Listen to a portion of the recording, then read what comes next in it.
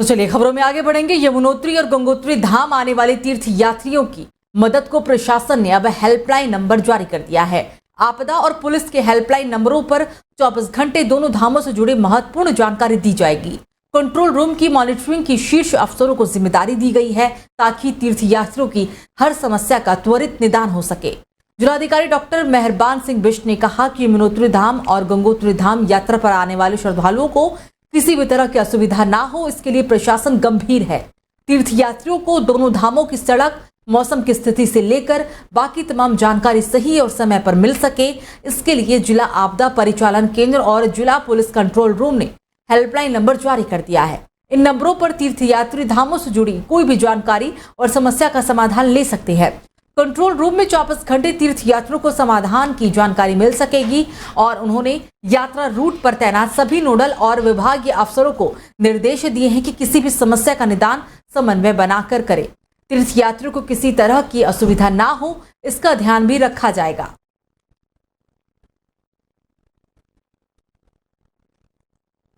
तो वन संरक्षण अधिनियम के चलते उत्तराखंड में सड़क निर्माण के प्रस्ताव सिर अब नहीं चढ़ पा रहा है। सैद्धांतिक स्वीकृति के बावजूद 500 से अधिक सड़कों के लिए वन भूमि की मंजूरी लटकी हुई है।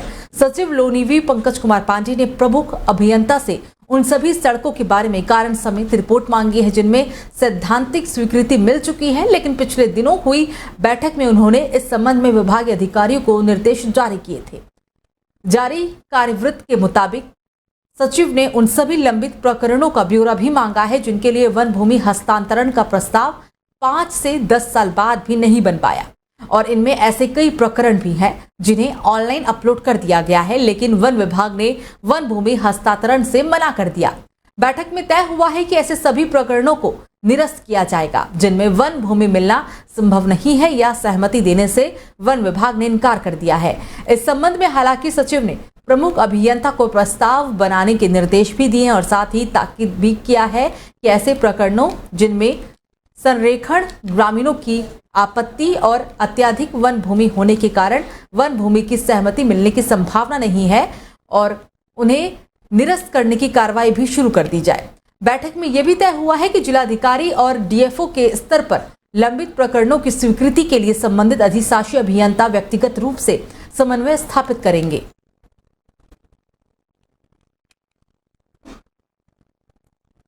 तो केदारनाथ यात्रा शुरू होने से गौरीकुंड और पैदल मार्ग पर घोड़े, खच्चरों और आम यात्रियों की भीड़ से जाम लग रहा था। गौरीकुंड में एक एक कदम चलने में यात्रियों को पसीना बहाना पड़ रहा था, जिसके बाद अब प्रशासन हरकत में आ गया है। बीते दिनों बिना प्रीपेड के किसी भी घोड़े खच्चर के घोड़ा पड़ाव पर आने पर प्रतिबंध लगाया गया, जबकि केदारनाथ सामान ले जा रहे घोड़े खच्चरों के समय में भी बदलाव करके तड़के 2 बजे से जाने का निर्णय लिया गया, और जिसके चलते ही अब जाम से काफी लोगों को राहत भी मिल गई है।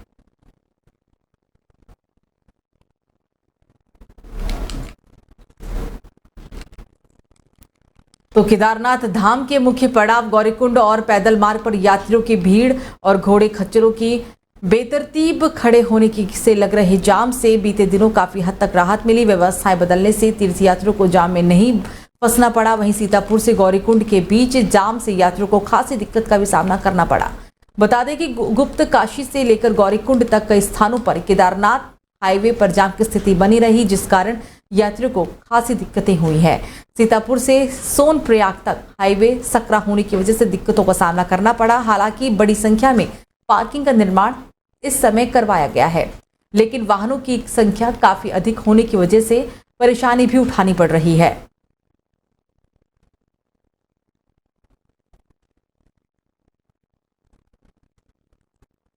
तो सीबीएसई देहरादून क्षेत्र का दायरा काफी बढ़ गया है और इसमें उत्तराखंड के 13 और यूपी के 8 जिले भी समाहित किए गए हैं। और अगर अब विद्यालयों पर नजर डाला जाए तो ये संख्या निजी स्कूल से काफी ज्यादा भी है। सुविधाओं के लिहाज से तो यूं तो निजी स्कूल अधिक संपन्न है, पर उत्तीर्ण छात्र प्रतिशत में ये बाकी स्कूलों से पीछे जरूर है। तुलनात्मक रूप से केंद्रीय विद्यालय कई बेहतर स्थिति में है, जबकि सुविधा पर इन्हें निजी स्कूलों से कमतर आंका जाता है। इस सब के बावजूद ये स्कूल गुणवत्ता पर बाकी पर भारी पड़ जाता है। संजीव गांधी व जवाहर नवोदय विद्यालय का रिजल्ट भी अच्छा ही रहा है। सीमित छात्र संख्या वाले तिब्बती स्कूल भी अच्छा रिजल्ट देने में कामयाब हुए हैं।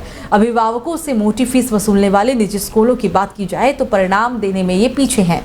बस कुछ एक ही स्कूल ऐसे हैं जिनकी वजह से काफी साख बची हुई है, वरना बाकी स्कूलों के लिए यही कहा जाएगा कि ऊंची दुकान और फीके पकवान। अटल उत्कृष्ट विद्यालयों की स्थिति में इस बार सुधार जरूर दिखा है, पर काफी स्कूलों की तुलना में ये स्कूल अभी भी निचले पायदान पर ही है।